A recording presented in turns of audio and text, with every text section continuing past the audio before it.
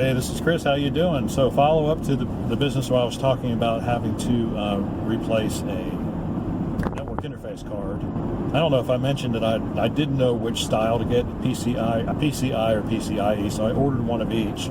So I went over there this morning and installed the PCIe card first because, well, it turns out the computer had both slots, so I could have ordered either one and been fine. But I put in the PCIe card first, and it connected. And then it would stay connected for about 10 seconds, and it would disconnect. Then it would reconnect. Then it would disconnect. Then it would reconnect. Like, uh-oh, this is not good.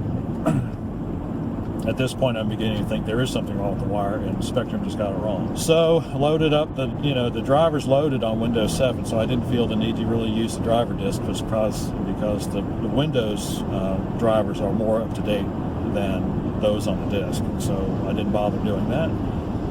So I shut down the computer, took it out, put the PCI card in there, waited for the drivers to load for that car, hooked up the internet, and worked fine. So all's well that ends well. I just have to return this PCIe card. This is one of the reasons I do like buying on Amazon. It's no questions asked. And I'm sure some people, are, shall we say, a little less than completely ethical in returning things. If I get something and it really doesn't work, then I say it really doesn't work. If I just order the wrong thing, I say I ordered the wrong thing, in the return dialogue. And if I just want to return it because I just don't need it, then that's what I say too, and I pay the return shipping. So, but it's still very reasonable. I think it's only $6.05 or something like that for small items like these network cards.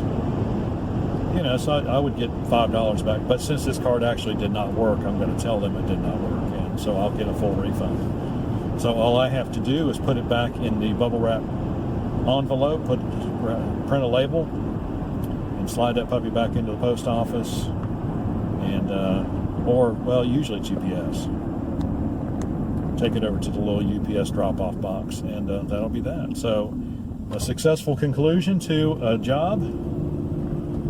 Still amazed that the built-in NIC on that computer went bad, because it's not a cheap motherboard. Those motherboards were, they're for the ones they have in those machines, in their machines. They were pretty high end when they were sold. So I'm still kind of surprised, but hey, you just never know. You never know what might happen to your computer. You never know what might break. So I guess, what did we learn here today? What did I learn here today? What I learned is I'm going to start taking my laptop on trips on business calls, just in case. Yeah, just in case I need to double check things. I know I have a good baseline to work from. So that's what we learned today. Hey. Alrighty, have any questions or comments, please do so in the section below. My mind's wandering this morning. Like and subscribe, we appreciate it when you do, and we'll see you on the next one.